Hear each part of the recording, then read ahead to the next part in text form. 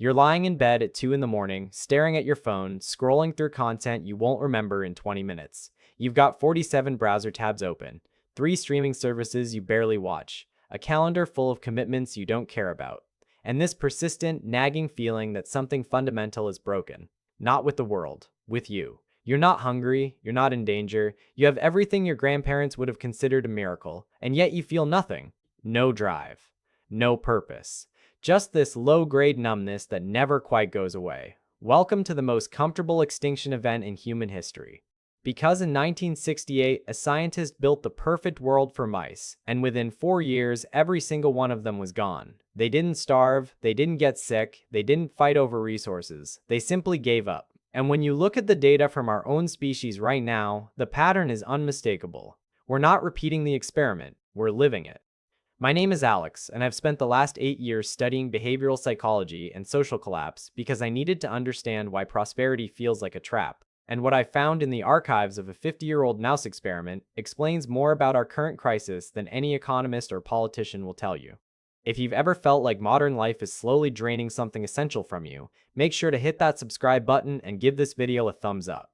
Because what I'm about to show you connects dots that most people never even knew existed. In July 1968, Dr. John Calhoun built Universe 25 at the National Institute of Mental Health facility in Poolesville, Maryland. It was a 9-foot square enclosure with 4.5-foot walls, containing 256 individual nesting boxes designed to comfortably house nearly 4,000 mice. The food dispensers refilled automatically. Unlimited supply. The water flowed constantly. The temperature was climate-controlled perfection.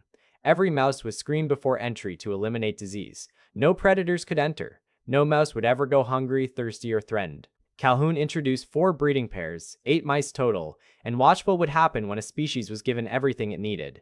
He calculated this population would thrive forever. Instead, within 4 years, every single inhabitant had perished. Not from starvation, not from disease, not from fighting over resources. They ceased to exist because prosperity itself became toxic. Now here's what makes this experiment so disturbing. Universe 25 wasn't Calhoun's first attempt. He'd run this experiment dozens of times before with different designs, different mouse strains, different starting conditions. Same result every single time. Given unlimited resources and no external threats, every mouse society collapsed without exception. The number 25 in Universe 25? That's because there were 24 failed utopias before it. Calhoun was trying to figure out what variable he could change to prevent the collapse. He never found it. But what he did discover was a predictable pattern. 4 distinct phases that played out with eerie consistency.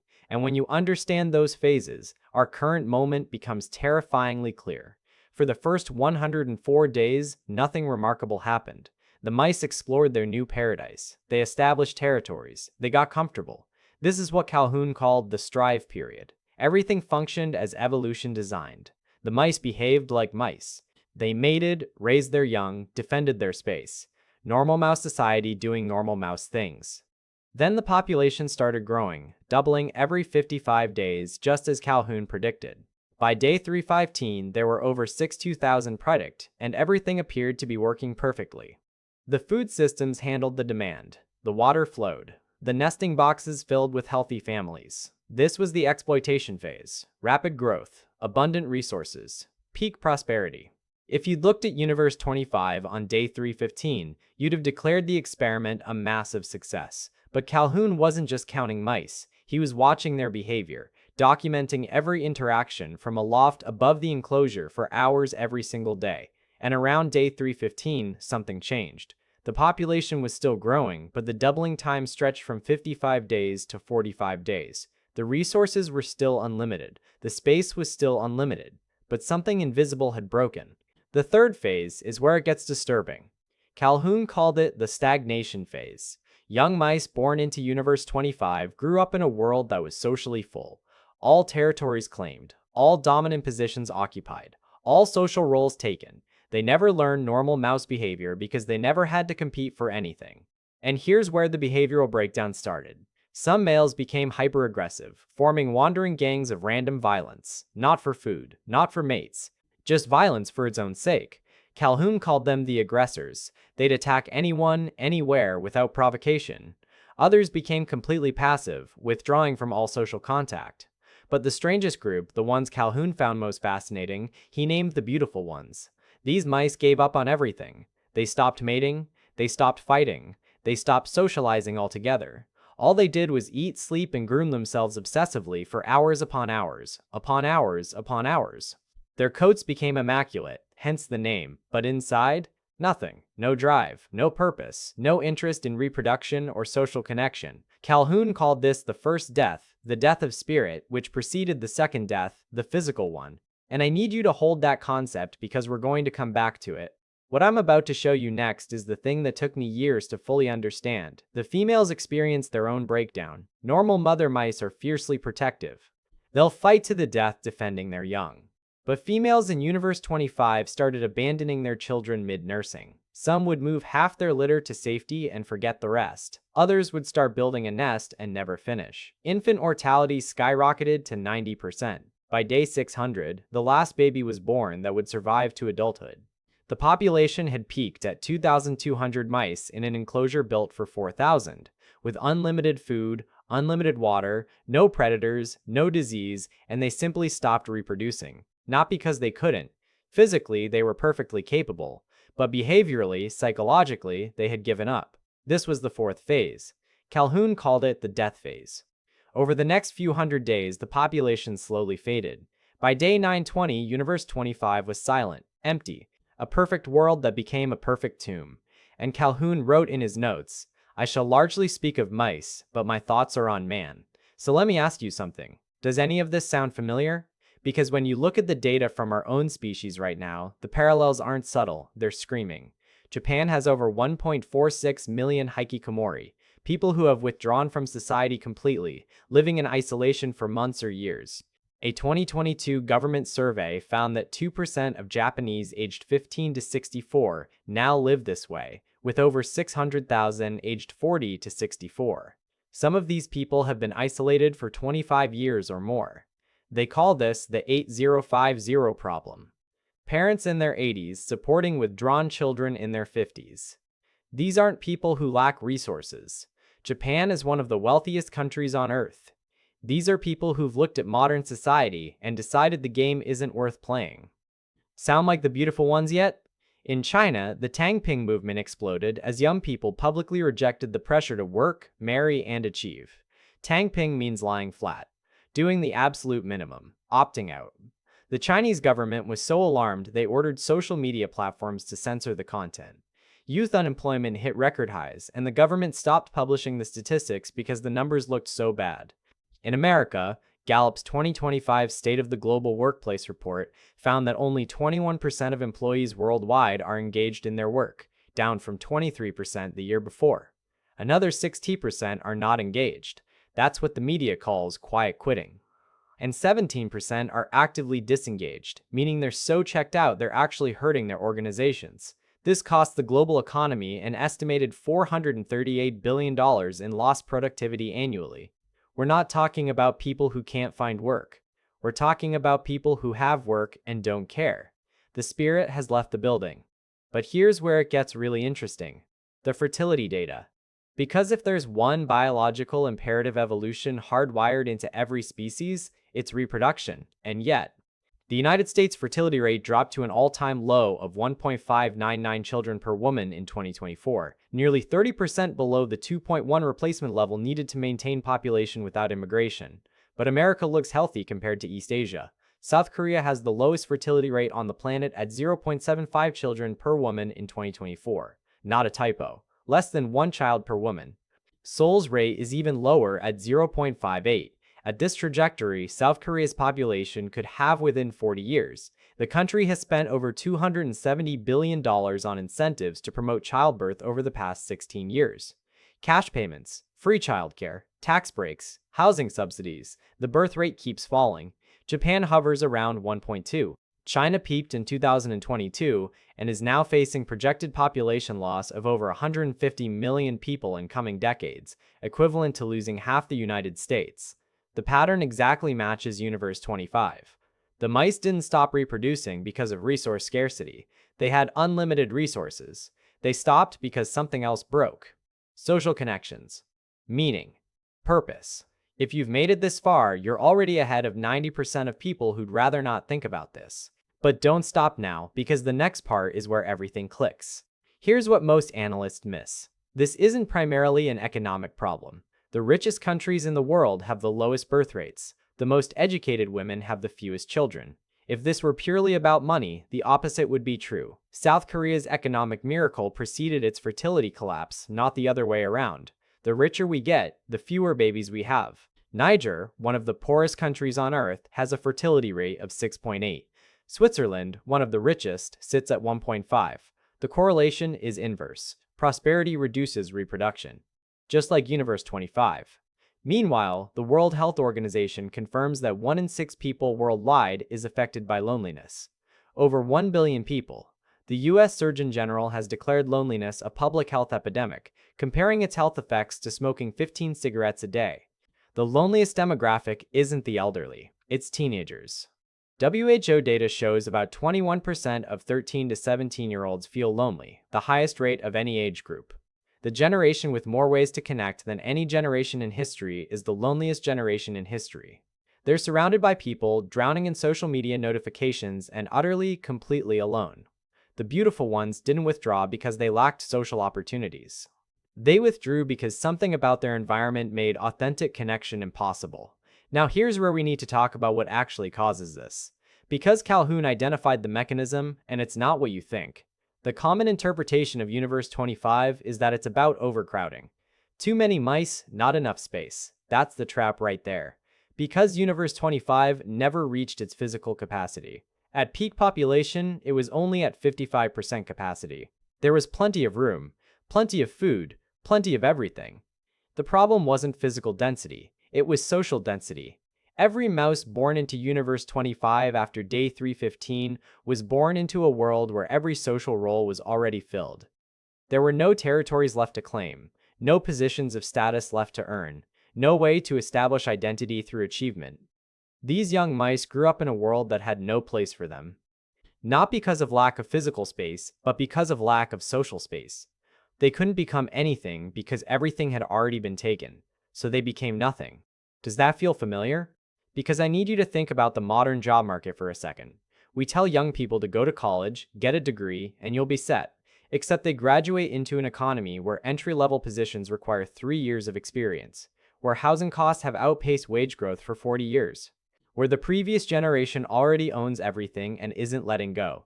We've created a world where young people look around and see every position filled, every rung of the ladder occupied by someone who got there earlier and is never leaving.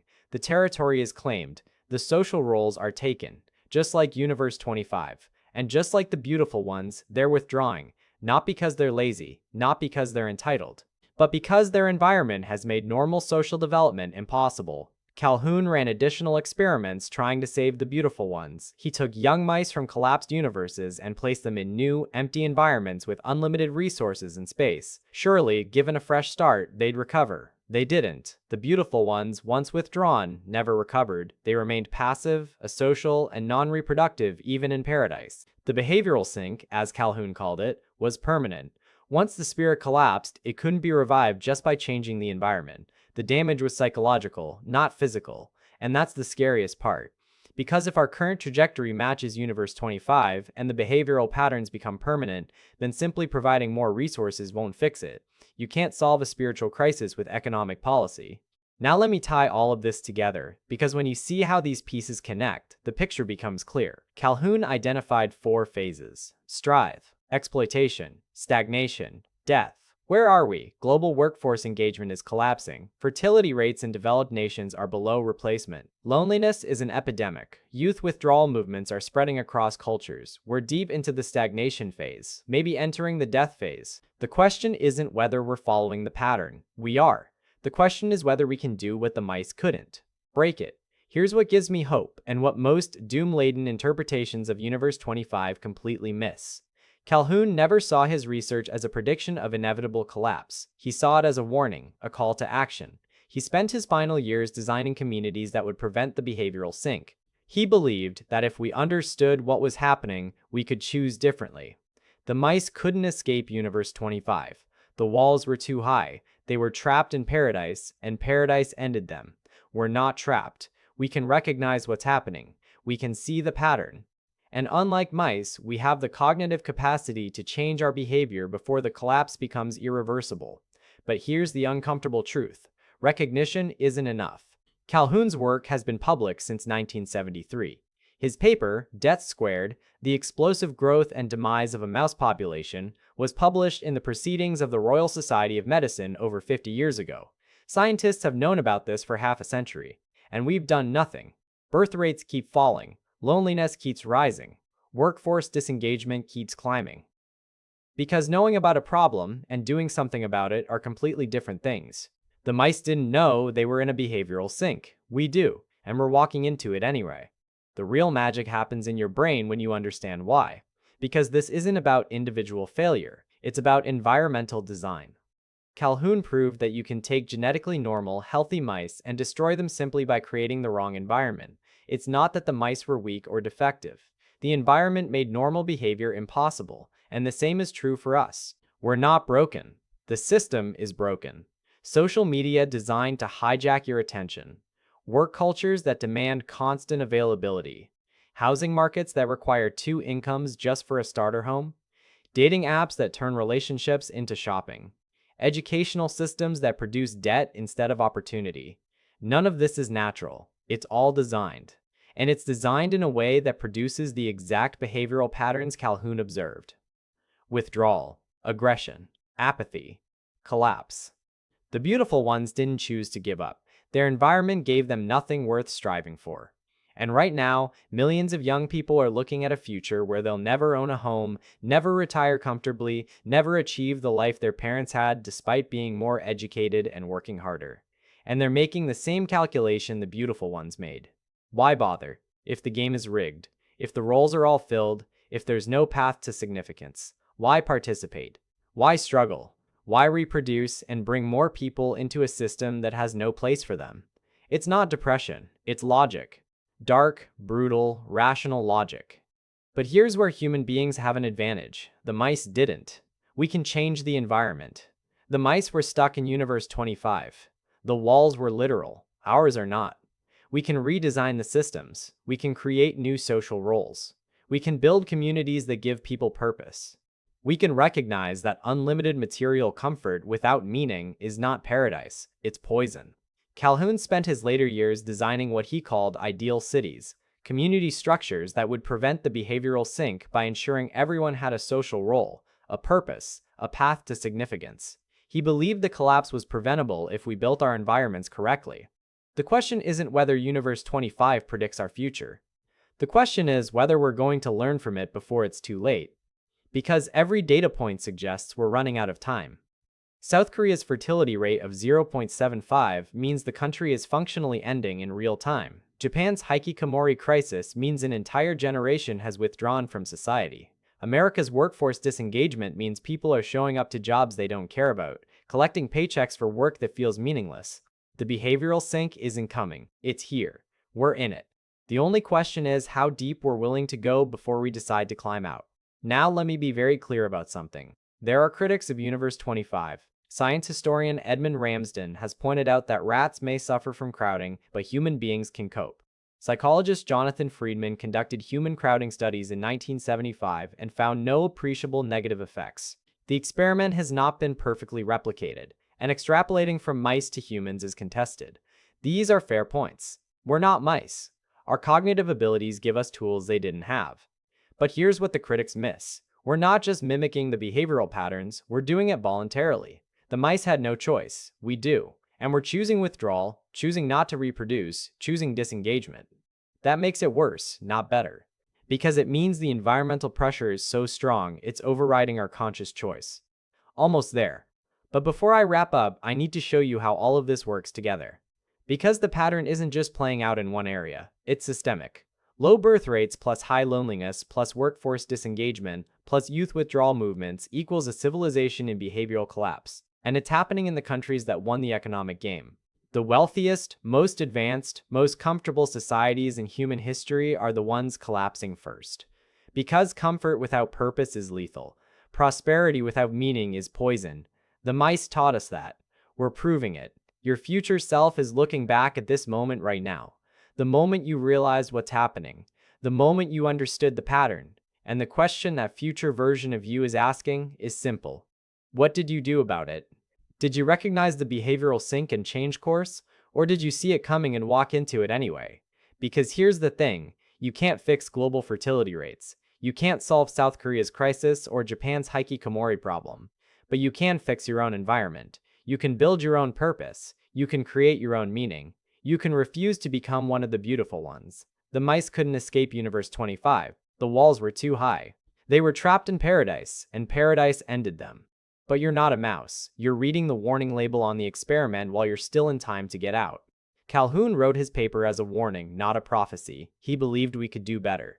The question is whether we will. What pattern are you seeing in your own life that matches Universe 25? What part of this experiment feels uncomfortably close to home? Drop it in the comments. Because if we're going to break this pattern, it starts with recognizing where we're living it. That's what this channel is for, seeing the systems clearly enough to escape them. The beautiful ones withdrew because they saw no path to significance. You're still here. That means you're still looking for one. Don't stop. The experiment isn't over yet, and unlike the mice, we get to write the ending.